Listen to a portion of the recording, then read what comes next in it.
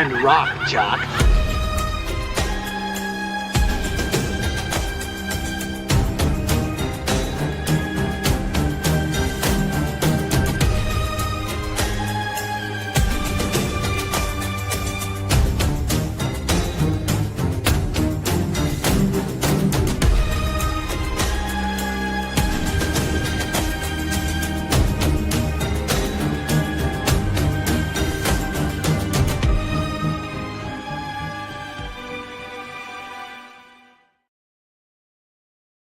Yo, what up? What is happening, everybody? Welcome back. Blood Splatter Chatter, Verno, the Missing Link, and Big Stu from Dr. Doom's Fan Club here to put a cap on this thing we call Spring with King. Finishing it up with Christine, 1983. John Carpenter's Christine. By the way, I don't want to sell the man short. He did put his name in the title, as he was wont to do in that time period. I saw an epic opening. I saw in the special features he was looking at, like where it said John Carpenter's Christine, and then you've got like the full thing that they show, you know, like on the poster, the thing that's at the bottom there, and it's like it repeats his name like another 3 times. He's like, I gotta stop doing this shit. He's like, what am I doing? Who do I think I am? But he is John Carpenter. Love it. But what up, fellas? How we doing? Capping it off. Spring man. King. Glad to be here. Yeah, thanks for having me. Oh yeah, second that. As always. Covering another. Yeah, this is like my 3rd time watching it, but this is definitely up there for King adaptations and Carpenter films for me. Hell yeah. That's one thing that I want to talk about, not just like where this stands in King's catalog, but like in John Carpenter's catalog. I got a poll question I want to put up, but another poll question I want to put up later, and we can kind of address it as we go, is I think a lot of people would say John Carpenter, Halloween, or The Thing, number 1. Like pick your poison there. That's kind of hard to debate, but what's the next one? Is it The Fog? Is it Prince of Darkness? Is it Christine? I think a lot of people might say The Fog, but I would probably make an argument for Christine. But we'll come back. Let me go ahead and put this up here now. We'll just get that rolling for you guys that are in here. What is your favorite movie that we covered during Spring with King? We could only put 4 up there. We did 5. I could only put 4. So I left out Sometimes They Come Back. But your choices are Silver Bullet, 1408, The Dead Zone, and Christine. So what is your personal favorite? Let's start there, though. What say you guys, man? What's the out of the 4 that we not like our favorite show or favorite conversation, but what was your favorite movie that we watched? Either of you. Man, for me, it's so hard being first time. Like I love 1408, and it was great to revisit that one again, and Dead Zone obviously as well. But like first time watches for Silver Bullet and Christine, like just were untouchable experiences like this time around. Love so that. I just those are both of my answers. Those you know, both of these films have just been such a joy to watch. So mad I'm so late to the party, but regardless, I love that, man. What about you, Lef? Lef was a combination between Steph and Link. What do you think, Lef? Yeah. What's the difference? I would say Christine, man. Like I my first time watches for Sometimes They Come Back and Dead Zone, but I wasn't expecting to have as much fun with Christine again as I did. Like I don't know. I think that is kind of really like an underrated. I mean, I don't know if that's not a hot take, but it's still kind of in that underrated echelon of like 80s horror movies. I think so. I think so. Yeah, I thought you were just gonna say as far as like in King's catalog, but definitely like as far as like, just 80s horror in general, it doesn't get thrown in the conversation as much as it should. Not that it's gonna make like a what is your favorite? What's the best? Maybe even like a top 10 would be hard. But it should be in that conversation of just like a really solid, well-made 80s horror movie. Maybe it's because it's not. And it's a simple story. It's about a boy in his car at its core. You know, it's fucking Transformers or something. We've seen this so many times. Right, right. So yeah, kind of same like the way we started last week talking the Dead Zone. The first thing you kind of question is like Cronenberg. Why did Cronenberg do the Dead Zone? It was a weird choice. It's the same thing with Christine. It's always struck me as strange that John Carpenter did Christine right after The Thing, which then you got to put yourself. The reason why he did this is because of the shit reviews that The Thing got. Everybody hated The Thing when it came out, which is one of those wild things. That was a retroactive banger? everyone hated the Yeah, man, they were asleep. Wow. It buried his career for a good long while, didn't it? Well, it made him. I hate to even hear it. Like he'll say in interviews, he says it without embarrassment, but he's like, this was very much a reaction to the negative criticism that he was getting about the amount of gore that was in the thing. So he was really trying to like get away from doing things that were just considered like slasher flicks or overly gory. Mm-hmm. So that's why they even toned down some of the gore in this from what it could have been from the book or what like even the studio I wanted, I think. Wow. Well, I watched it over and over. Hey, man. Appreciate you being here. Slasher Fred saying if you guys ever see the movie Dark Star, which I have not yet, man. John Carpenter's first movie. It was his inspiration, or it was the inspiration for Alien. And of course, Alien also has Harry Dean Stanton, who is in this movie. Plays the detective in this one. And did you know the opening scene takes place in a car factory in the 1950s? Was not in the book. Yeah, I did know that. I love Fred. Fred just come in with the facts straight up. Straight up the rib. I love it. I'm glad. Yeah, if you're gonna give us the fun facts, drop them early like this. After that way, we're not doubling up on them. But yeah, that's one of the big changes from the book. I'm reading the book. I'm embarrassed to say I have not got through it. I'm on like page 250 of 500. But that's one of the big changes in the book. Is like they really decluttered a lot by changing like what Christine really is. Like in the book, the guy, it's complicated, but the guy that sold him the car in the movie, they combine those characters with the brother that passed away. He says, like, my brother died. It was his car. But in the book, like you meet the brother. The brother's the one with the back brace on, and then his brother is another person that tells him the story, yada yada. But basically, in the book, there's a dude, like there's a ghost in the car, like whispering sweet nothings into Arnie's ear, like telling him we should do this, and it's like a much more complicated thing. They took all that out, and they're just like, no, that's Christine. But they left some of the brother stuff, which makes it not super satisfying. So in the book, it was like a straight up possessed car. Yeah, it was like possessed by this specific person. Ghost? The guy that like was it the brother of the guy that sells him the car? Roland. Was it a ghost you could see in the book? See, that's the thing is I'm half talking out of my ass because I've just heard this stuff from special features, and over the years I'm 250 deep, but I haven't gotten to that part yet. That's what I really wanted to get to is how specific is it? But from what I understand, and if anybody in the chat can help us out, I think he can either see it or he knows for sure that that's who it is. At least I don't know. I think I prefer the movie take, man. Like the whole time I was watching it, I kept thinking of like 1408, like just evil ass room. This is just evil ass possessed demented car, like right.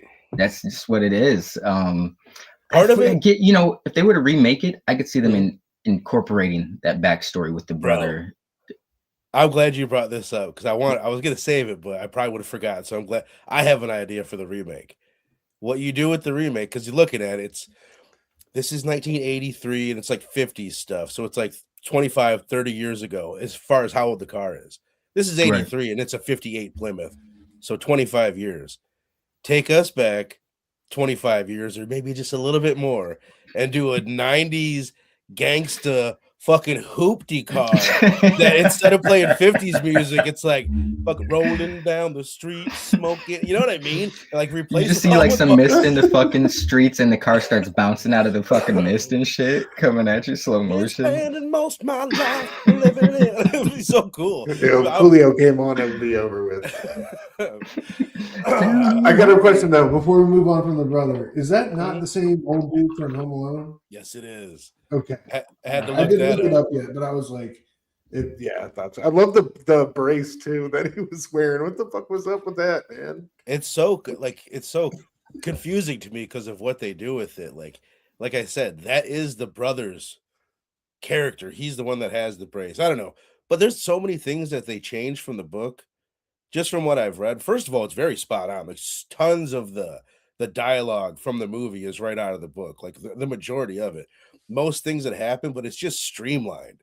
It's really interesting just to see like the decisions that they made.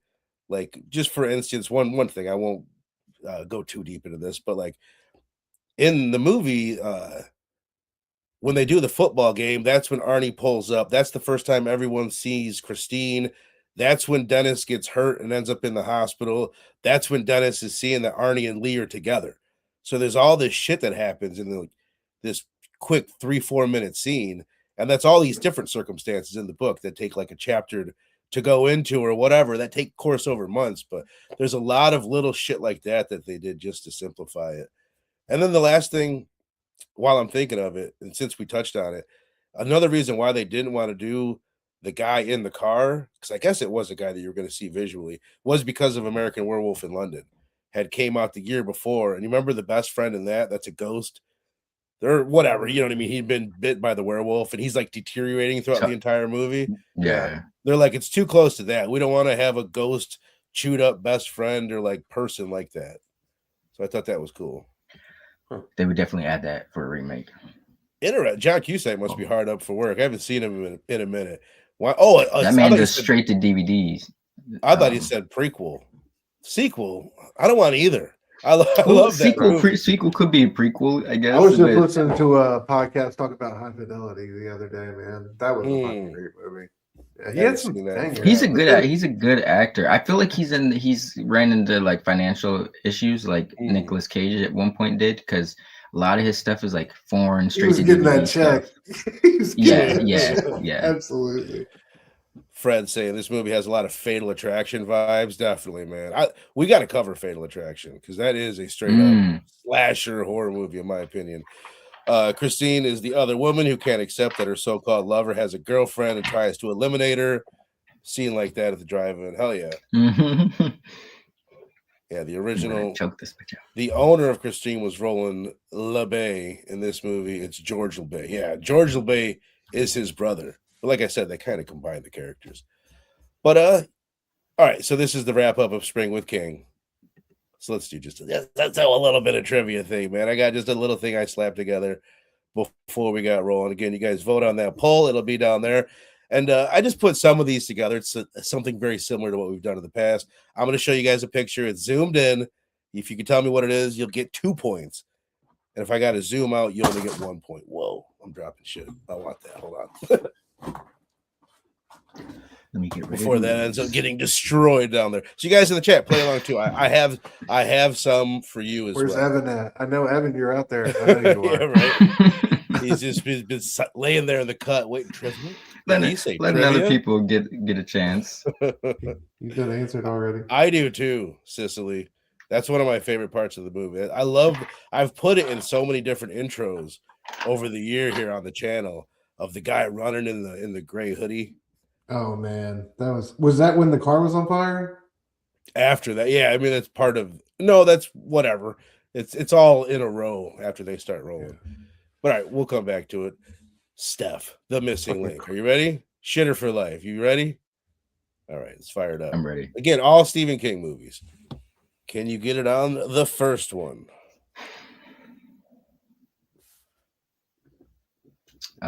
Silver Bullet. It's a good guess. You're good. Oh, by the way, I always got to give the warning. When they're zoomed in, some of them a little tricky. When you zoom out, almost all these are extremely easy. So here you go.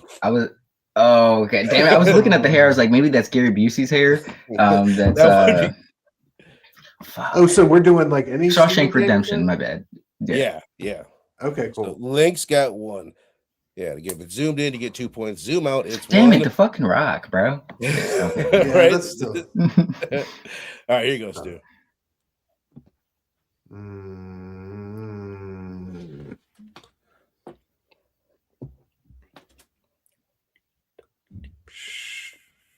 I mean, I don't. Yes. Okay. Good shit. I was afraid that one would be too easy. All right, chat. This one's for you. This one is for you, chat. Right here. Don't leave me hanging either. I need you guys. Oh, this is one of the harder ones. I doubt anybody's gonna get this zoomed in. So I'm just gonna give you. I'd be really impressed if anyone did. I'll give it like 5, 6, 7 seconds, and then I'll zoom it out and see if you guys can get it. But I like this one. This one is fucking cool, actually.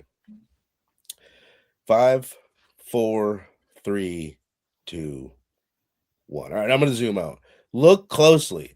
Look at what that thing is made of. That's your big fucking hint as to what this is. Okay. Or corns. Or kernels of corn. Sicily. I don't know if you must just be on a delay. Is it corn? You're right. It's corn. It is. It But is corn. is it okay? No, I I zoomed thought in. it was teeth for a minute. I thought I it was made the teeth at first first, one too. to make you think it was teeth. That's why I framed Yeah. it like this. That's awesome.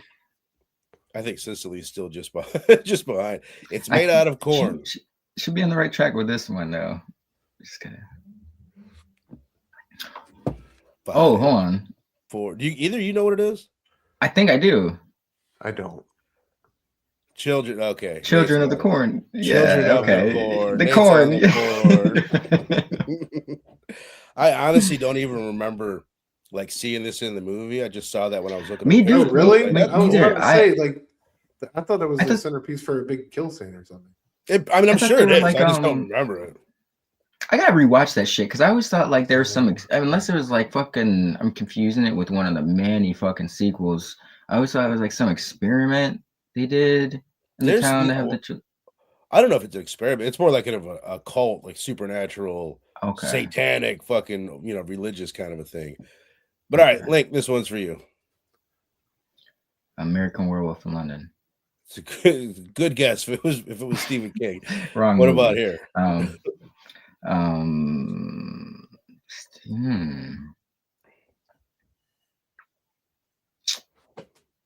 wonder if you guys know this one.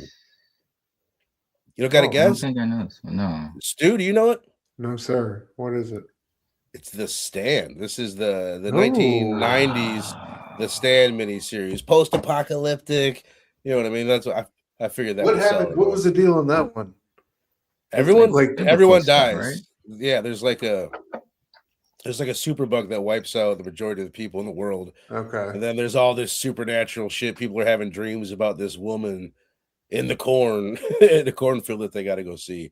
It's great. It's great. I mean, the adaptation gets a little bit rough, but it's still pretty damn cool. Is it a King book where it's like they're in an airplane and like everything vanishes and they land at like an That's probably the Langoliers. Okay. I don't remember it well. Or an episode of The Twilight Zone. Yeah. All right, yeah. That sounds like Unsolved Mysteries for real. Stu, does it do anything for you? I wish it did. I should know that name. Okay. All right. You wanted me to zoom out? Yeah, go ahead. Zooming out. Help. I don't know this one, man. Who the hell is that? I don't know who it is. It looks like Jason Bateman a little bit. What's it look like he just did? Dug up a body and is caressing it. A little body. Yeah. Link, you know it? Chat, you guys know it? No. No one knows it. Pet Cemetery. No shit. Pet Cemetery. Yeah, he just dug up Gage, the little boy. All right, chat. This one's for you. I've seen that one in a minute. Nate had it. Neither have I, honestly. Good job, but I Nate. saw it a lot when I was a kid. Hell yeah. All right. I feel some of these I'm like, might be a little harder than I thought. Children of the Corn. No. It's just not a bad guess. Well, I feel like when I zoom out, it's pretty iconic to me and really memorable. But then again, I loved this shit when I was a kid. You know it now? Evan does. Here he is. There he is. The tiger comes out of the tall grass. It 1990. That's what that one was. All right, moving on. Someone said trivia. What? Stu, this one's for you. Ooh, I don't know. I'm not gonna know of a cigarette, am I? I'm supposed to know. Zoom out for me. Oh shit. Fucking We just watched it. Who's your pick? Yeah, I was just gonna say. My bad. That's it. Okay, I never heard you say it. I was like, oh my goodness. I want to see him. I want to watch like another clip of him holding that kid up again. That's so I know. All right, chat. Come on, bring it, chat, right here. Again, if you're just joining, I'm showing you a picture zoomed in. If you get it while it's zoomed in, you get 2 points. If I got to zoom out, you get 1 point. Nate's leading the chat with 1. Anybody know this one? They're all Stephen King movies. All Stephen King. Do you guys, just for fun, don't say it, do you guys know this? It's jumping out to you? All right, I'm gonna zoom out, then a lot of you guys will know it. Come on, chat. And again, I'm not giving anything away, so I apologize. This is just for fun. 1998. Directed by Bryan Singer. Bryan Singer. Can never think of the dude's name. Brad Renfro. All right, tell them what it is. No, not Needful Things. Apt Pupil. Apt Pupil. This is one, man. Like I almost thought about doing it for Spring with King. It's like, well, I haven't seen this in so long. Do I want to be talking about like Nazi Holocaust stuff? I couldn't remember how deep it goes into that. All right, Brad Renfro, like what a talent. R.I.P. I used to love that one. Yeah. It what? Part 2. Well, I didn't know if you were talking 1990 or 2017. 2017. Great job. Because that was the little Easter egg from the 1990 version of Pennywise in the background in It 2017. So well done. You're tied. Link and Stu tied with 3. Nate leading it in the chat. Stu? Big Stu? Secret Window? It's a good guess. You're going to get it when I zoom out 100%. And you're going to kick yourself a little bit. Oh, fuck. Misery. Yeah. I should have. Didn't he have an old school typewriter? No, I almost went with Window. I think so. Didn't Depp have like that was part of this? Like, I'm going to try for sure. I thought my plan for this was to trick someone into guessing The Shining, just because of the typewriter you see in that. All right, here's another one for the chat. Oh, nice. Come on, chat. That's awesome. Don't leave me hanging. I feel like some of you are a little bit behind. I know Evan's not behind. Evan's probably ahead, if anything. What up, Warren, by the way? Appreciate you being here, my brother. Warren, what up, bro? Anybody know this one? 1407, close. Like super fucking close. No, I assume you mean 1408. And you are right. You are right, sir. Vin. I was still zoomed in, right? Yeah, that's a twofer. Twofer. All right, we got, I think, like one more round for everybody. Missing link. Look close. See if you can tell what the fuck's going on. Might be a little blurry. I'm gonna go with The Thing. It's a good game. It's a cool. Just for the fuck of it. Oh fuck! fucking Gary Busey and this Silver Bullet. That's awesome. That's my favorite one so far. That's so good, dude. That's so good. All right, Stu. Bravo. Ooh.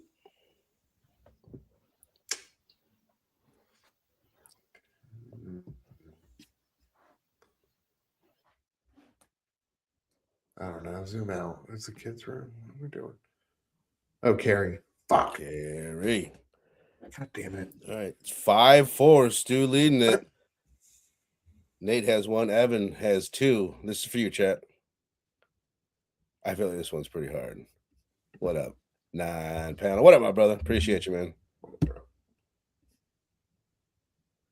I'm just going to zoom out because I feel like no one's going to fucking get this one. 5, 4, 3, 2. Come on, Evan. 1. Tommy Knockers is a huge crock of shit. That was almost the name of this channel instead of Let's Splatter Chatter. Just saying. Dead Zone, yes. Evan, my man. Evan, you like that's the thing. We always talk about how he's got such quick Wi-Fi and all that, but he's really fucking good at this stuff too. He's like really most obscure shots. Yeah. I figured Firestarter would be a guess. Firestarter, good guess. Carrie, good guess. Carrie spelled correctly, even better guess. I liked both versions though. Correct. Is that it? No, I do. Shit, you know what? I think I do have maybe one more round. Okay, bam. So Link, there you go. Play it. I know that scene. Just jumped ahead. I hope I have another one because to make it fair. All right, Link now is leading by 1. Do I have another one? I do. Ooh. I do. This is Corn. the fuck? Corn has been the theme of this. Man, I don't know. Zoom out. Oh, is it really Children of the Corn? Is it another corn? I don't know this one. Oh man, Children of the Corn. I'm gonna go with Children of the Corn. It's a great guess. It's a great guess. We've talked about. But this I feel like movie it's cheeky. It's cheeky secret. and it's from something else. It's Secret Window. For whatever reason. Oh Secret shit! It's Johnny Depp, isn't it? Yes, it's Johnny Depp. Yeah. You guys remember? Like, I don't want to spoil the ending. I don't want to say too much about it. But he grows this in the garden that you can see outside of the secret window at the end of it. What's that fucking movie from the 90s where they fucking I don't know if it was considered a horror, maybe more sort of thriller, but it's like I think Cameron Diaz was in it, but they have like they're a group of like murder friends. They have to throw like dinner parties and murder people and then throw them in the backyard and plant tomatoes and shit. Fuck, I don't know.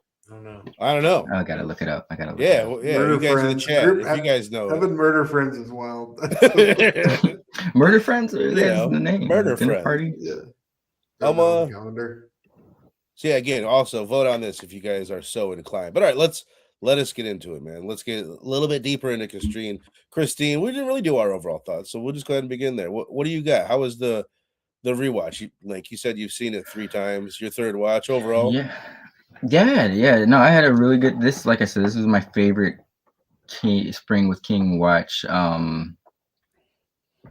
don't know. Maybe I was just in the mood, but I feel like this is just a very solid story. There's a lot of cool shit going on. It shouldn't work, but it does. Like this could easily be like some shit like Maximum Overdrive, even though Stu and I both love that movie. But it's not. This is like it is about a boy in his car, but at the same time, it's a coming of age story. I like the themes that are going on, like.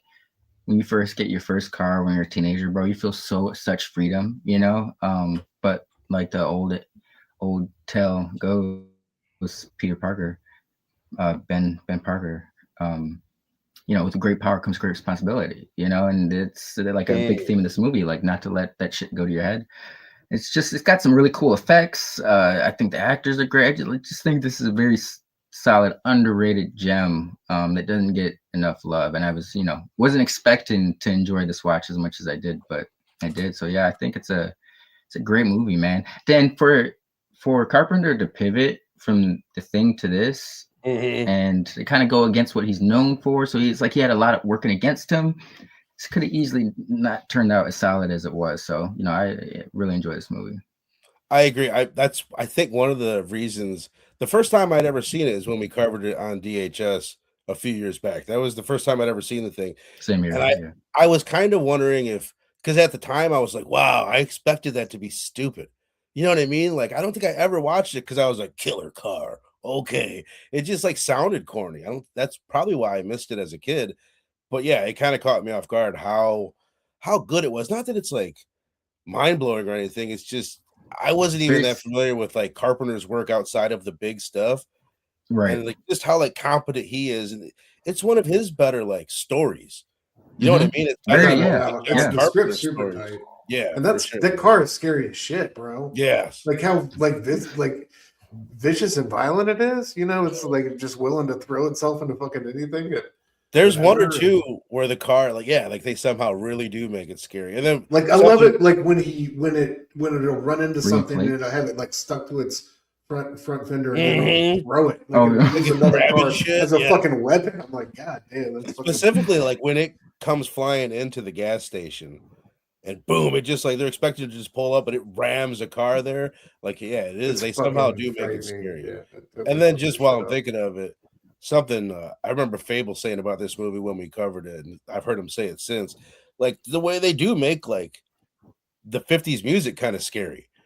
There's something about that, like the one scene where they look in the distance and the lights just come on, and you just start hearing some rock music, and it's like this music is not creepy, but it is in this instant. It's one of my favorite things of the film how Christine uses that to communicate. Like it's so cool. Like you're never gonna get into this car and all that shit, and like I just love the what is the song she plays when she chokes old girl out?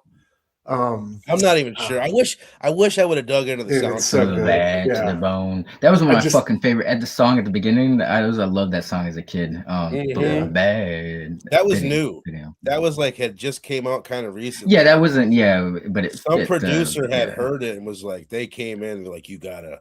This is how you gotta open this thing, fits the vibe. which is so cool. The other song, while we're on it, that I love. I remember saying this before too. They open when they're in the factory and they're playing "No I Love and Not Fade Away," which is an old like Buddy Holly song, and then they cut from that when they go into the present day, the 80s and that, and they play like an 80s version of it, "Not Fade Away," which to me is a huge song because it's if anybody out there is a Grateful Dead fan, like it's a Grateful Dead song. They've played it 150 million times, and it's one of their big like covers that they would do.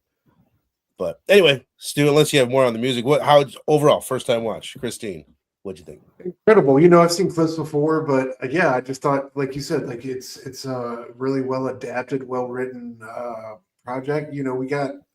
I love the performance that we have from veteran actors, like you guys said, Harry Dean Stanton, Robert Prosky, homeboy from Thief, is great in this as like the mechanic guy. Oh, he's in Thief. Yeah. I did.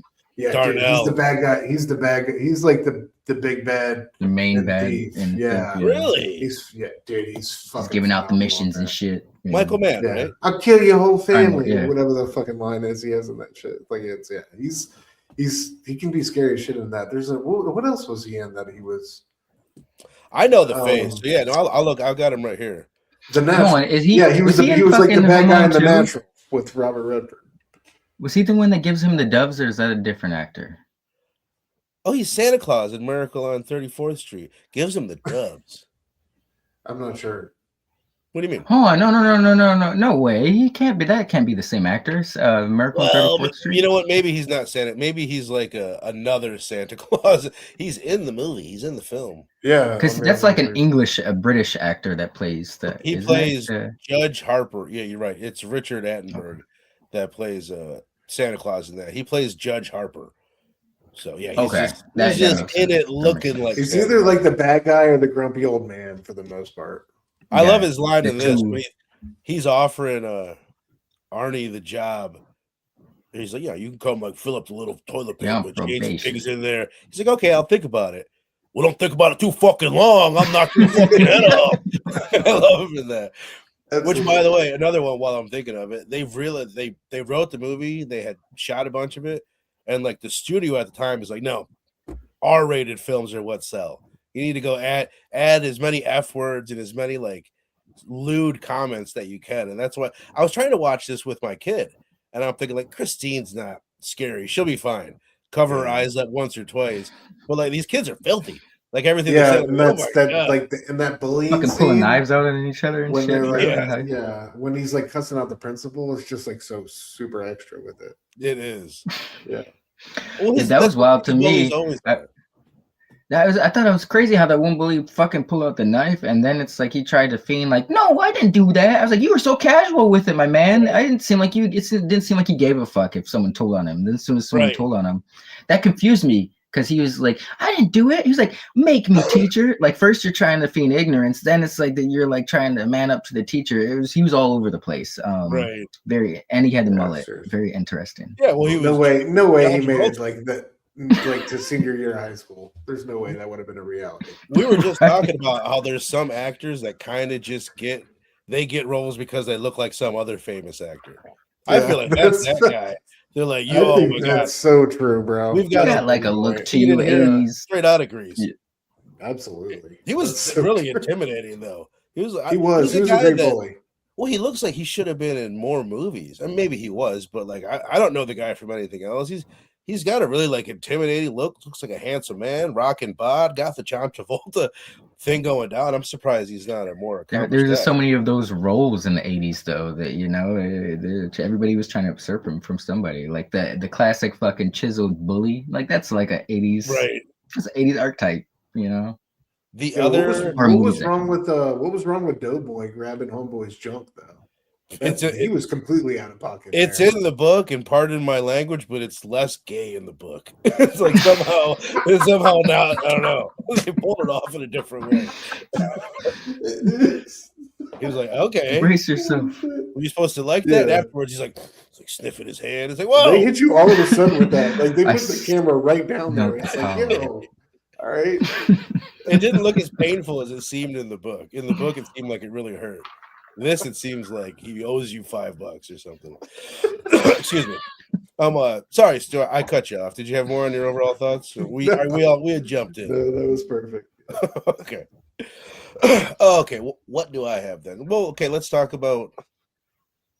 This is something they said a lot in the special features, and we've got the cast obviously, but it like when they talk about when they're doing the casting and they got the actor to play Arnie, who is. Let me get this guy's name so I got it right. Keith Gordon, who's also in he plays the son in Dressed to Kill. And he's like just a weird, quirky guy, and it's a really cool role to get. Like he called it a Dr. Jekyll and Mr. Hyde role, and it really is. Yeah, and I think he does a pretty fucking good job doing both aspects of that. He has a few moments that are a little like eye rolly, like when he's being a nerd and he's just a little too like nerdy or whatever. But I think he plays the scary part really, really well. For sure. Tobey Maguire definitely pulled from this for Spider-Man 3.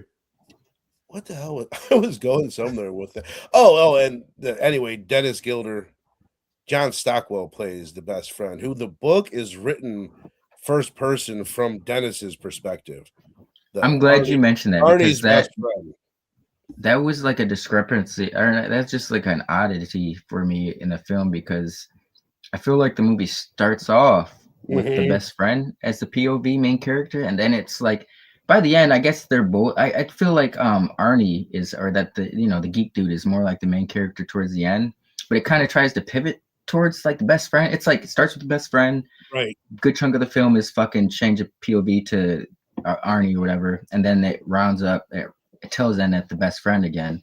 But I'm glad you mentioned that, because I was like, okay, was it like, were they trying to put like a different spin on it? Like, and that makes sense now that you mentioned that it was a POV. And it was like I thought it was jarring too, like how all of a sudden he's with that girl at the football game. Like there wasn't much lead into that. Like all of a sudden, and it seemed like a rock homeboy. Like I felt like there was more with the backstory between those three that they weren't giving us. There definitely is, but I still feel like just because I just had read that part, like that's kind of where I'm at in the book, is Dennis just got hurt and all that. So I've read everything that led up to that part, and I still feel like it works though, because I don't know. One thing in the movie that kind of goes too fast is how quickly Arnie changes. Dennis shows up to his house one day and he's acting like a shitter out of nowhere, and he was cool a minute ago. He just got laid for the first time, right? That happens really quick. I'm trying to think if that's after or before that scene. It's before that. It's before the football scene. So I don't know. I do get it. Like it's kind of jarring, and there's a lot missing, but it's not like I do feel it's also not necessary. Like you can just look one day, he's kind of been distant, and then he shows up. Christine is fixed, and they make it real clear in the book, like she's the new girl in school, and she's the hottest chick in school, and that's how Arnie can get her. Because everybody else, like, even though Arnie is changing, which also they don't do as good of a job of in the book, he has pimples, and his pimples are fading away, and he's doing his hair different, and all of a sudden he's not wearing his glasses. It's like more dramatic. And they can also spin it, from the movie standpoint. It's like, his, the main dude, the best friend, he's a good guy, but maybe has an expectation of Arnie or whatever to be, he's a geek, he's a nerd, I'm going to be his friend, but he never expects him to level up. So when he finally fucking starts leveling up, gets the car, gets the girl, he's like, wait a minute, that's not fitting the archetype. This is shocking to me. This is jarring to my system. So I think they execute that well in the football scene, because he's like, wait a minute, why he got the girl? He's a loser, It's so good, yo. I love that. The music. Him just running his route and like focusing on them and completely. It reminded me of fucking The Dark Knight Rises. I feel like Christopher Nolan took the inspiration from this scene for that football stadium scene. I love that. For whatever reason, I feel like it was you that brought this up on DHS years ago, but does it almost seem like Christine causes in a supernatural way for Dennis to get hurt? Influencing. Right? Yeah, It's yeah, not just like an yeah. infection that caused him to get hurt. Like it somehow like made that happen. Like I don't know. A presence. No, yeah. I definitely feel like the book, I gotta look into that more. Now that I'm glad you're adding context, because there's a lot of stuff that feels like it should be there in the movie. They don't necessarily need it, but the context of the book having that backstory makes sense, because I'm like, okay, I kind of feel like, Christina's like a presence that if it can influence a fucking car, man, I'm sure it can influence other shit around it. So, that adds up. That's why they started with the factory scene, just to make it super clear. Like, no, it was born bad to the bone, if you will. But I just love that scene too. There's something about it. You're just gonna get in this car and take your break and smoke a cigarette. Yeah. And also just how the old school assembly line was working. Like that's literally people that are like, oh, the car's to me. I screw on these parts and another car rolls by and then I do it again. Like that's just cool to see. I love that. Do they film in Detroit? Probably I don't know, bro. That's a good question. I love how it's just malicious right off the assembly line. Right. Great. This is one of the few movies that takes place in Pittsburgh. Right. So this is it's a Pittsburgh. What the fuck? Why am I always tripping over what state Pittsburgh is in? Pennsylvania. Anyway, I have to assume what's going on is the book, it says for George Romero. Like he wrote the book for George Romero. Evidently, they had developed a relationship for doing Creepshow together. So he wrote this book for him and he placed it in Pittsburgh, which is from where Romero is from. I thought that was cool. Slash is saying, this movie always makes me think of Steven Spielberg's TV movie Duel. Hell yeah, because of someone else brought up Fury earlier. Might have been you, Fred. Because of how we never see the face of the driver of the truck that is terrorizing Dennis Weaver. This would be something. I've never seen that one. Bro, it would be worth checking out. Yeah? Yeah, I think we should. Is it just like a Road Rager movie type shit? Yeah, I'm trying to think. Was Joyride inspired by that, would you say? I don't know. You know what, bro? I always get Joyride mixed up with something else. I'm not sure if I've ever seen it. What up, Jay? Joyride. Joyride said, that's bro. Steve's on in that? Yes. That was my shit.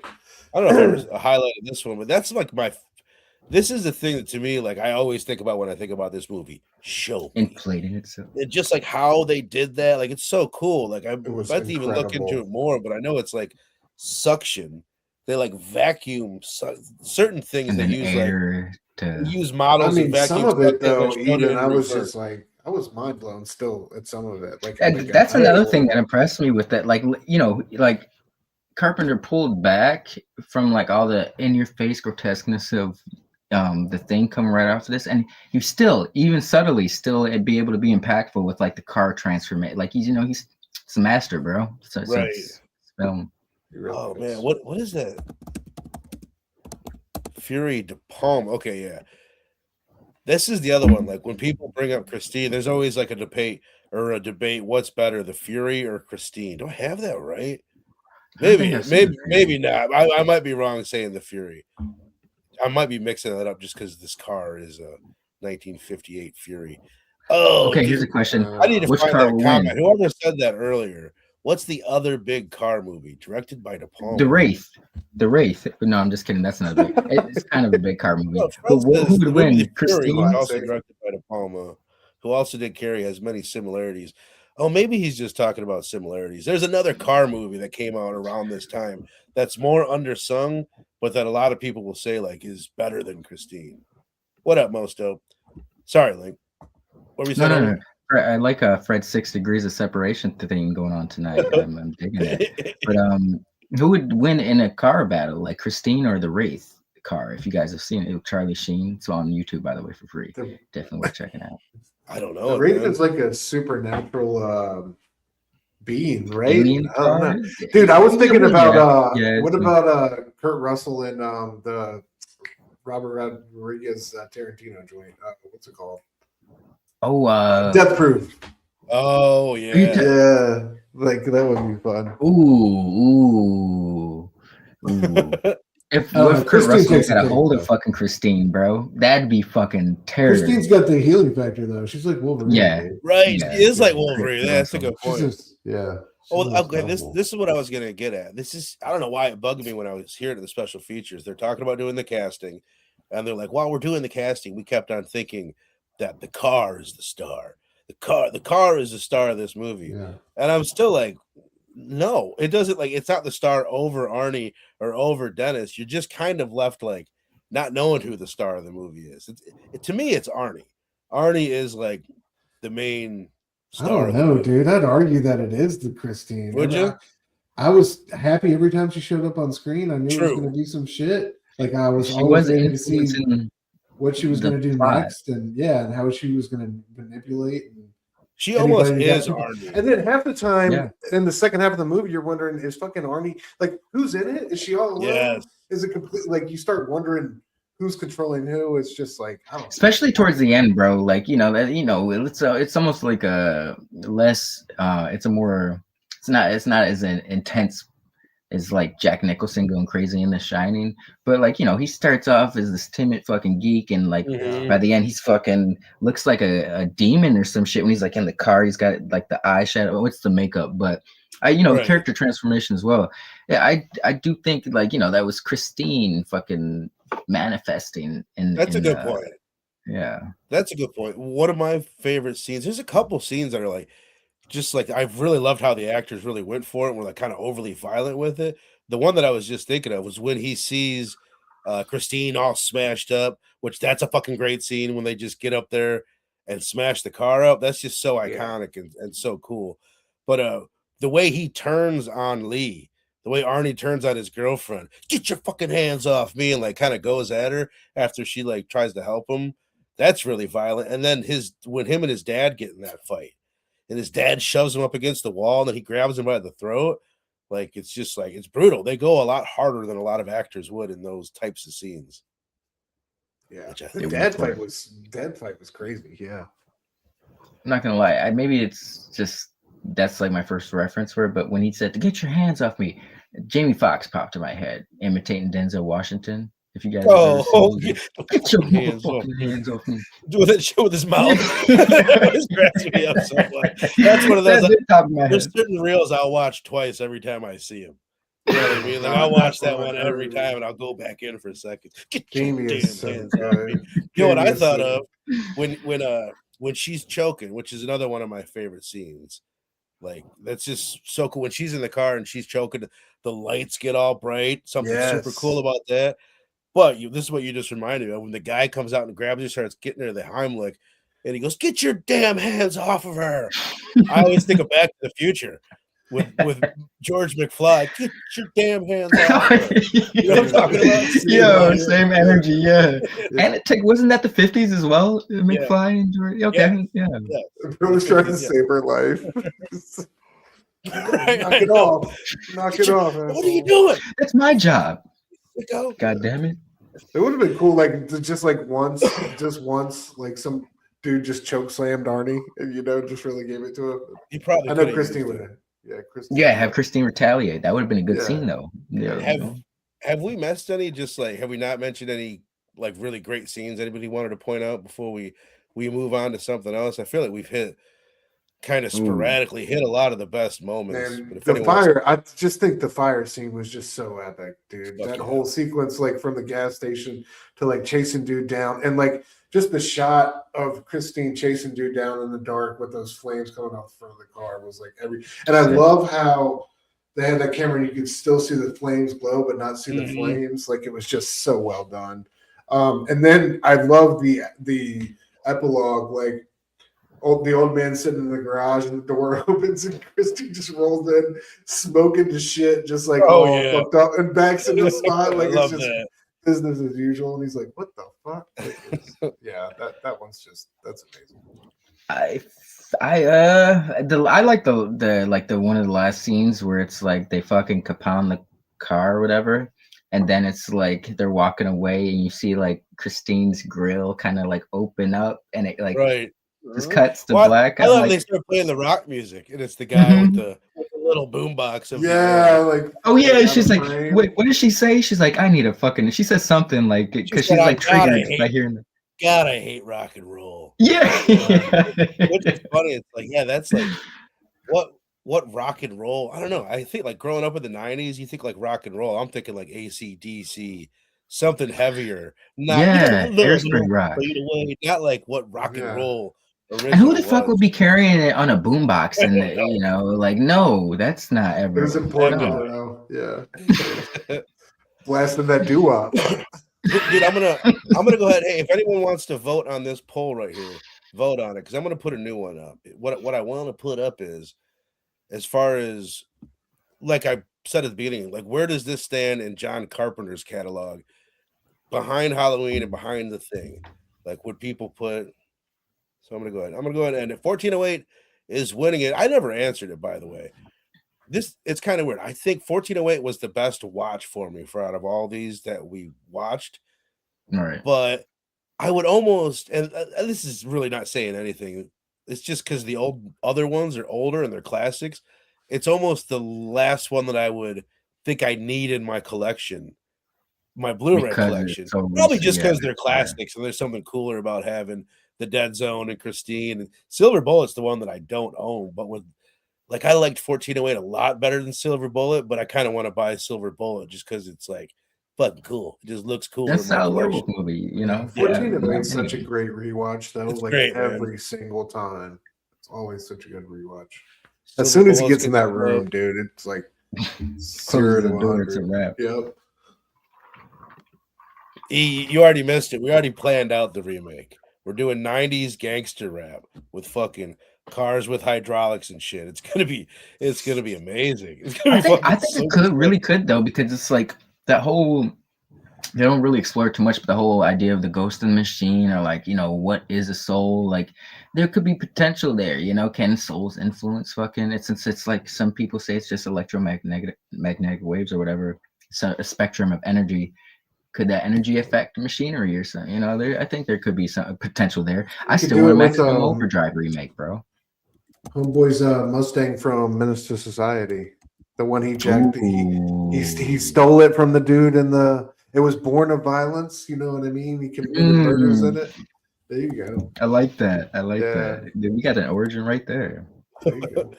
All right. Sorry, I'm trying to make this this little polly again. The Fog. I was gonna do The Fog, Christine, or Prince of Darkness. I don't think there's another one necessarily off the top of my head that would be in the debate. People will put They Live and things like that, but that's not what I'm talking about. I'm talking the horror movies from John Carpenter. Prince of Darkness. You guys, either you seen Prince of Darkness? I feel like I have. I haven't seen The Fog OG. I've seen the terrible fucking remake with Tom Wellington. Oh, really? From like 05. Yeah, terrible. It'd be interesting to do. I think The Fog is a really fucking cool movie with a really cool vibe, but it's like it always falls a little flat for me, and I would want to give it like a 3.5, 3.75 in that range. Even though it's story. Yeah, it's like this town did something in the past, and now like the mist is rolling, the fog is rolling in, and with the fog comes these pirate captain zombie guys. I think I've seen that shit before. There's a chick in a radio tower. Santa Monica. When did it come out?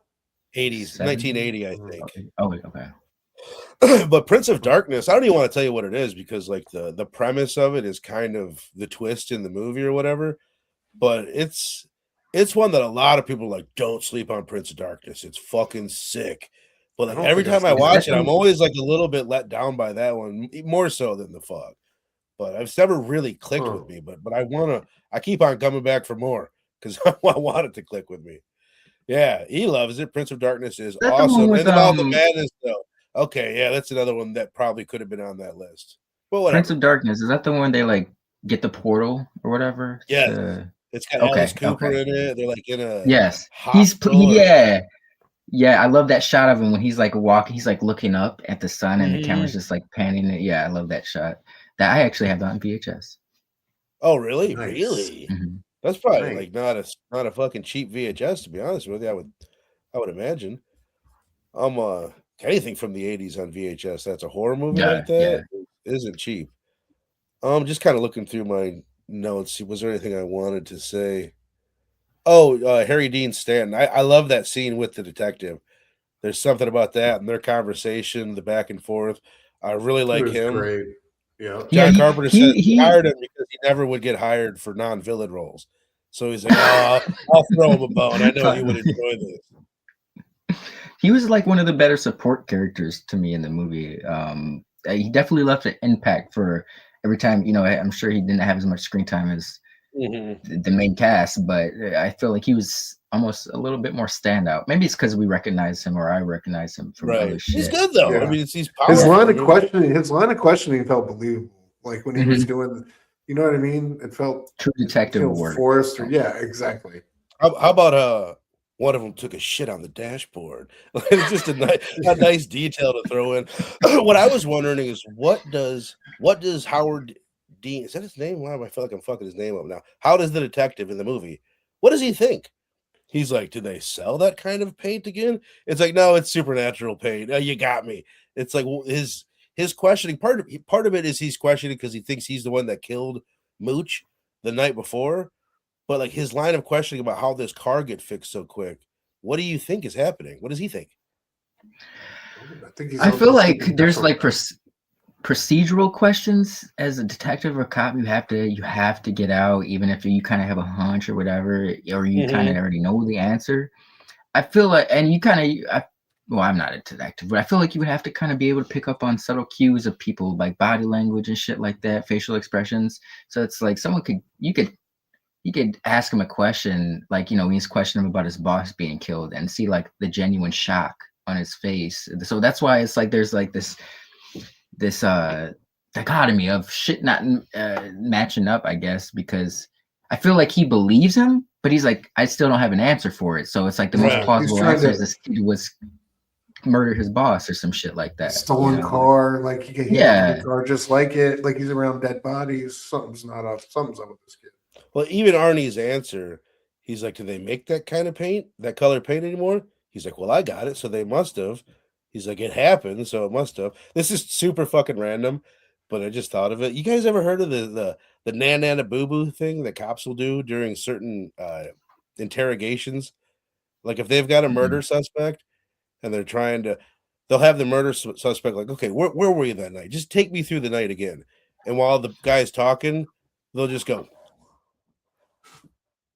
They'll just do like this nana boo boo thing and then just go back to normal, like nothing happened. And like people that are not guilty will be like, what the fuck was that? What was that? And people that are guilty will just, anyway. So after that, we went here, and it's just like this really weird thing that it's a thing. They will do it. It reminds me of Super Troopers, right? Meow. How many times have you know? Yeah. So funny. Meow. I was snozberries taste like snozberries. I was talking to my wife, who's younger than me, about. I was literally sitting there explaining to her Super Troopers. You know, they pulled. You are freaking out, man. I can't pull over anymore. I still quote that movie. I'm giving her all the lines, and she's like, "No." I'll just randomly shout, "Hey, bear fucker!" All the time. Does this look like spit to you? Yeah. Themes. I know, Link, you touched on some themes earlier. I had some other ones written down. Like, first of all, I love what you said, Link. Aside from what I have, just like when you are 16 or whenever you get your first car, like it is like the whole world is opened up to you in a whole opens up. Yeah. It's like it is like this big like freedom thing, and even like I love hearing people from other countries talk about America and like how big we are, and like like I've heard like people from Europe being like, oh, I went there and I understand America's obsession with cars. It's the only way to get around this country. Like if you live in Europe, you can take trains and do different things. You know what I mean? It's like if you want to see the country, if you want to do anything, you really got to have a car. And it is a major love letter to cars. Every chapter in the book starts with like an excerpt from a song about cars. And it really just like the further you go, the more you're like, God damn, there's just like so many songs about cars. Yeah. Part of the American experience to us, man. But also like, you know, and I was kind of this guy in high school where like you'll have a friend, they get a girlfriend, and then you fucking barely ever see him anymore. And like everything is I lost my friend to this fucking girl. And that's what Dennis is going through. He lost his friend to this goddamn car, and everybody's jealous of it. And I love that about it too. It is pretty simple in that regard. But yeah, some universal themes, man, presented in entertaining ways. Can't be mad at it. Anyway, Stu, you got anything to add to the themes? I don't think you touched on it. Yeah. No, not really. I do think like what you said is so true. That I think the thing that is redeemingly eternal about this is it mirrors so many of our experiences growing up. With relationships and friend groups, and that friend who might be doing a lot better with the ladies than you are. Vice versa. Like I think it's so true in that aspect, man. So like it really, like we've said before, throughout these weeks, man, I think he just understands youth and has just a knack for writing that time in life and capturing that anxiousness and joy and fear and the darkness of it also, right? Because it's not all going through middle and high school is not all roses. So yeah, I just think, high school is a savage experience, bro. Like that's I don't know, man. Exactly. I mean, it wasn't terrible for me, but I think we've all experienced high school, and whether you're bullied or you're popular or whatever, it's like a jungle out there, man. Like teenagers are savage. Probably the most savage. I mean, adults can be as well, but I think the difference with teenagers and adults is like teenagers don't know any better. They don't know the limits, and so it's like they're worse, man. I mean, there's good kids, but I know personally, I had much lower, what is the word for it, like moral standards when I was in high school. I thought I was a good person and I was being a really good person, right? And it's like when you get older, you're like, yes, yeah, I had yeah. I had a lot of moments like that.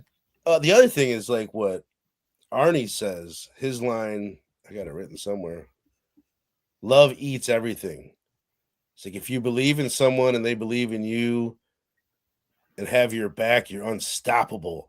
But it eats everything. And that's pretty much the same thing what I was saying. There's certain people that love is going to be everything that they have and everything goes away. And that's probably not a really healthy way to do it. Right. No, man, at all. Absolutely. His line, love eats everything. And then he's like, you talking about Lee? Fuck no, man. I'm talking about Christine. That's another cool thing too that the movie's kind of putting in here. It's like love yourself, bro, because it's like if what's this? I wouldn't call him Andre, that's not his name, but the main character didn't have the car when Christine was taken away. He didn't have his fucking his drip, his swag, his what do the kids call it nowadays? But that just because he didn't have a skibbity, right? Yeah, the 6'7". He didn't have a love in himself. So it's like when you take something away from someone, they put all their faith and belief in that. It's easy to take away their confidence or like something like that. But if you believe in loving yourself, you're gonna come with highs and lows in life. But love yourself, you're always gonna have that ire, that Ernie, he didn't have that shit without Christine. Arnie, yes. Yeah. I'm thinking of Sesame Street. Oh, here's one last thing I wanted to ask you guys. Probably my one beef with the movie, because pacing wise, I think it opens up, everything is real deliberate, pretty slow burn, building the characters, doing a real good job with everything that it's doing. And then it pops off as soon as like the first real incident with the car happens at the drive-in with Lee choking. Then right after that, the car gets smashed up. Right after that, he's running down Moochie in the streets. Right after that, it's Buddy Repperton and chasing him in the car, and the car is on fire, and it's bam, bam, bam, bam. Really, really is cooking as far as the pace goes. And then at the end, and John Carpenter even said, like, they just figured it out on the day. Just like, give us that garage and a fucking bulldozer, and we'll figure it out. And like, to me, that's the part of the movie that's like, it could be definitely better instead of them just running around in the garage. I would rather have like a different setting or something or whatever. But that's kind of weak for me. And I'm right there with you. If there's any part of the movie that kind of stands out to me, it's like it seems. I know it's a set piece, but it seems like it came out of nowhere. Like it's like, all right, this is the end game, guys. We got this is. I don't know, because it's like for the melodrama that's going on between the trinity of the Arnie and the friend and the chick, like they switched up quite quick. She's like, I Arnie's crazy, and she's like hugging him. He's like, I know, you know, like barely, like almost kissing her head and shit. I'm like, bro. Yeah, I think he licked her. Yeah, there was. Yeah, I just say They're it getting was real very quick. touchy-feely. So Yeah. that in mind, I think that's because they just had to get to the ending, which I don't know, they wanted to like wrap up. So they could have taken a different way. I don't know. How would you guys have wanted that shit to play out? It's an hour and 50-minute movie, which for a horror movie, you're already on the Pretty long long. side. And I think that's Yeah. part of it. A lot of things they're like, well, let's keep this bitch under 2 hours. Like, I don't know how I'll answer your question in a second, but the one thing that bugs me about it is when she's like, she tells after Arnie dies and she yells up to Dennis, Arnie's dead. Dennis is just like, ah, shit. Yeah, he was like, oh shit, he's like, man. oh god, we called him here. We made him come here, and now he's dead. Like, bro, your best friend is fucking gone, and you kind of played it. And he's like, oh man, what a bummer. Tomorrow is a better day, you know. That's rough. Yeah. I don't know. I mean, I think for me, we spent a lot of time at Darnell's garage, but I don't know. Right before that, that's when they had they're out in the open and they're doing the chase, and he's chasing Buddy Repperton around. So maybe they wanted to get back in an enclosed area or whatever. I think it's the setting for me. That kind of makes sense. Yeah. Seems anytime like spoiler alert for Scream 6, not really. I'm not going to spoil the killer, but like remember in Scream 6, like, oh, everybody go to the theater and meet up, and that's where we're going to do it. We're planned to have the ending here instead of it being like an organic ending. It's like set up to where it's going to end, and that doesn't an elaborate. Yeah. Yeah, and you know, once again, these two coaxed him into coming there. It seemed a little expedient, but it wasn't terrible. It wasn't terrible, but you know, there's some things that would have changed. And it's a little bit cool. It's still, you know what I mean? Yeah. Car flying around, you got a bulldozer running it over. It's cool enough. I appreciated that scene. That's like almost ASMR in a way. It's like certain, like out of that scene, because I was just like, yeah, go over it one more time. Back up, go over it one more time. Yeah. Yeah, you missed his spot. You missed his spot. Yeah. All right, let's go ahead and grade this bad boy. Again, stick around. We'll be telling you what we're doing next week. It's May, not just the month. We're doing the movie. But stick around. Kick it off for us. The Missing Link out of 5. You guys in the chat too. What do you give Christine? Now, we were talking about this in the back chat, but I will bring this up here. Sometimes I gotta be a little over joyous with over giving with my scores. Recently did this with Dolly. Retroactively, that is a 3.5. You put it perfectly, Bruno. You said it, but in terms of low budget horror slashers, that's a 4. But this movie overall, whether it's a horror, car horror, just a movie in general, is a 4 across at least a solid 4 for me across the board. Because of how generous I was a few days ago, I'm probably being less generous now. The movie could probably be a little higher for me, but once again, I was on the same boat as you, Verno. Whereas when I first heard about this movie, I was like, fucking ghost car, bro, get the fuck out of here. I'm not gonna enjoy this shit. I was pleasantly surprised when I did. Every time I've watched it, I've had a good time. So I just feel like that says something about the quality of the movie and the filmmaking, and what you told me about Carpenter trying to pull back in a way, almost kind of like do a 360 of what he's known for with this movie, makes me respect it even more. So at least a very solid 4. I love how well he pulled off the character stuff, even though that's also a bit of my gripe. I still think all of that could have been more satisfying. It could have, you know what I mean? The character stuff could have been a little better, but I think compared to John Carpenter's other movies, it's some of the best character work and storytelling that he's done. But hell yeah, man. So if you're right there with Jace, who gave it a 4, Barry Blue gives it a 2.5. I respect it. A 5 from Big Nate, 3.5. Super entertaining and crazy effects.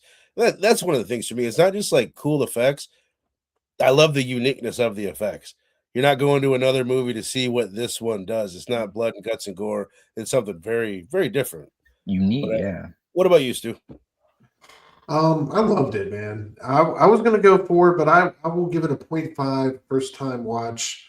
Really enjoyed it, bump. So I'll go 4.5, man. I think it was fantastic. You know, well written, well performed. Like I said, you hear about a crazy, jealous girlfriend for a car, and you wonder how that's going to turn out. But they just made this so enigmatic and awesome, and yeah, love this one. Love this one. So Well yeah, crafted. 4.5. Hell yeah. And I love the car. We didn't really mention it too much. look, I'm not Awesome. a car guy, but Same. like I do appreciate an old fucking car, like something like this. And I guess one of the reasons why he picked the Plymouth Fury to be the car in the movie is he thought that it was the most underappreciated car of the era. Like there had been books and movies about all these different cars, and he felt like it was the best one that hadn't been highlighted yet, which is That's cool. awesome. Just looking at it, that's what I was telling my wife yesterday. It's like, why don't we do this anymore? That Like, every car, everything. The further along we get as humankind, like everything has to look the same or look similar. Like crazy. yeah, it's the You're telling me this uniqueness and fucking shit. car wouldn't sell? You're telling me if they took like a car out of The Incredibles, where it's like this combo, it's kind of futuristic retro. You telling me that shit wouldn't fucking sell? It I don't. would. I can't afford it, but I People would are buy buying it. fucking cyber. If people are buying them ugly ass cyber trucks, then Yeah, exactly. You know what I'm saying? Well said, bro. I fucking hate how those it just bitches looks look. like a 3-year-old designed them. Oh my god. The car equals a Car 4.5. yeah. Hell yeah. Hell yeah. I'm gonna give it a 4.25, which is pretty much what I was thinking, and it's right between the two of you guys. There's something that I always say this about John Carpenter movies, and this might even be more true for this one than any of the other ones. There's like this smoothness to it, and it doesn't have I'm forgetting Dean Cundy, who's the cinematographer for Halloween and The Fog and a lot of his best movies. He didn't work on this one, but it's still there. Like this is one that like, you can really like give John Carpenter the credit for it. Just the look of it and like the way they edited it and they adapt it and everything. It's a very smooth flowing movie, and you gotta love it. You gotta love it. But hell yeah, man! So a 4.25 for me, a 4 from Missing Link, the shitter as he is, and Big Stu with a 4.5. So appreciate you guys in the chat. Make sure you come back, hang out with us next week. Rock and Robbie will be here from Pop Culture Philosophers to talk May. This is one that I picked years ago. We did it on DHS. It's just this small, deep cut movie that there's just something about it where like I kind of love it. When we did it for DHS, I know I said some of this last week. I remember like I think it was just like me, you, and Scarpad and Dylan. Oh like, wow! And you defended it a little bit. You were like kind of on its side. You didn't hate it at the time, if I remember. Maybe I missed. Yeah, no, I was just gonna say I vaguely remember this. Like I feel like 2023 was when I had a turnaround as a horror fan, and it, like anything before then might have been she stands out to me. I will say that I am eager to rewatch this for her performance. Sure. I think she was one of the standouts. I can't really remember what the movie was about. There's this movie called American Mary that I'm confusing this with. So it's like that's quite a different thing. Okay. I just know she was very peculiar in this one though. Very socially awkward. Okay. I'm checking Shudder right now to see if it is still on Shudder. Yes, it is on Shudder. So go check it out. This movie must like have an issue with its searchability because it's just called May. There's a whole month. There's a whole month that's you're competing with. It's very confusing. Well, I don't know, it's a cool movie. I'm really looking forward to seeing what everybody, all of it, man. Stu's going to be a first watch for you, first watch for Robbie, and then a rewatch. It's the same thing for me, Lake. Like it's been years since I saw it. I liked it then. We've come a long way since then. What the fuck? See how? What's our general premise here? The general premise is you've got an awkward girl. Who's the guy that's in it? Do you remember his name? May 2002. He's a guy. You see him in things. Jeremy Sisto. Okay. Oh, okay. Yeah. Curly haired dude. Yeah. She's like attracted to him. She's this awkward girl, and she's trying to hook up with him. It's pretty much what it is. And she's a little bit obsessive.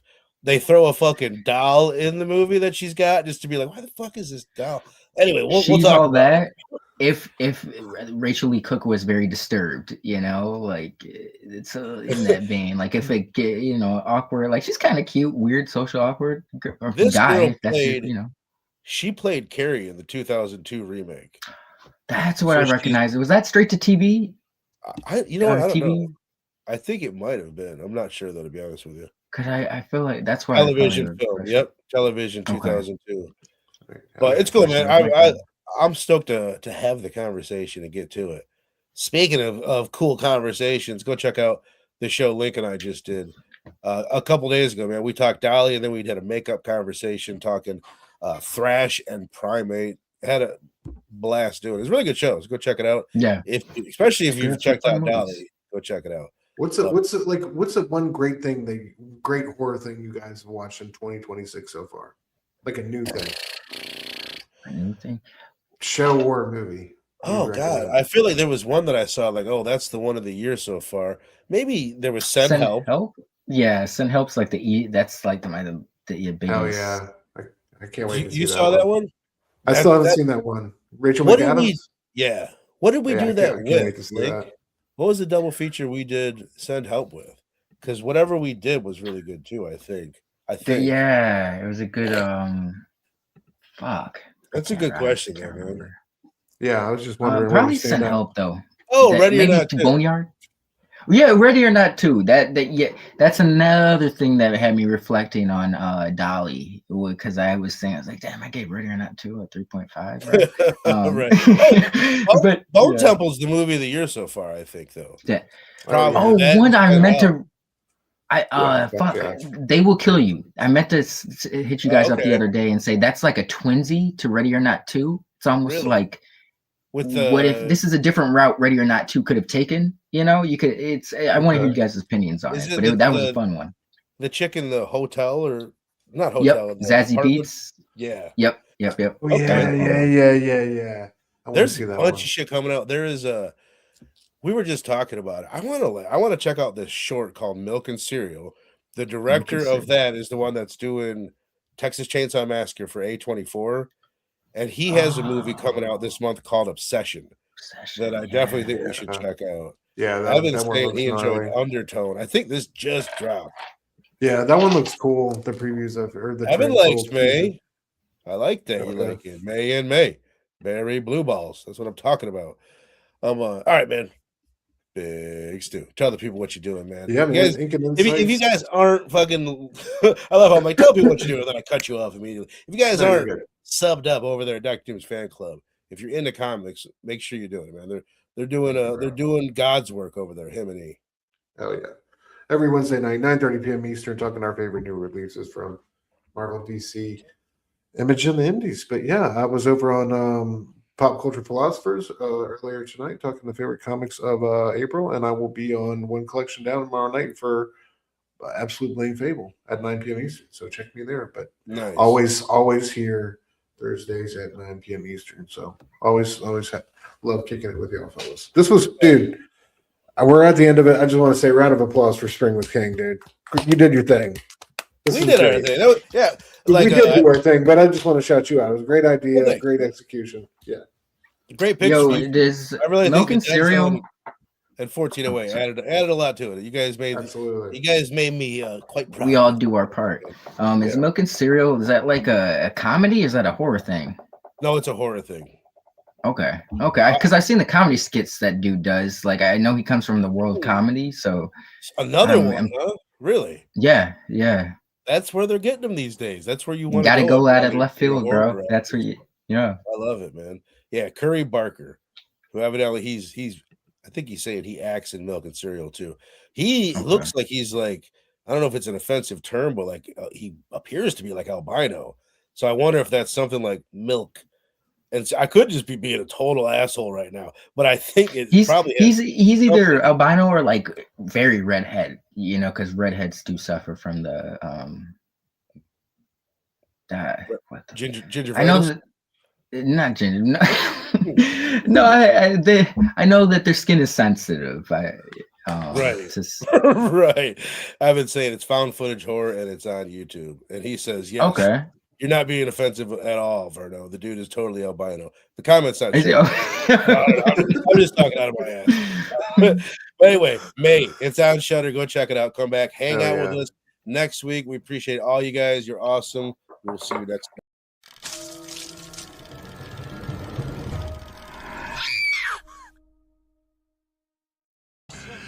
That will be quite enough of that.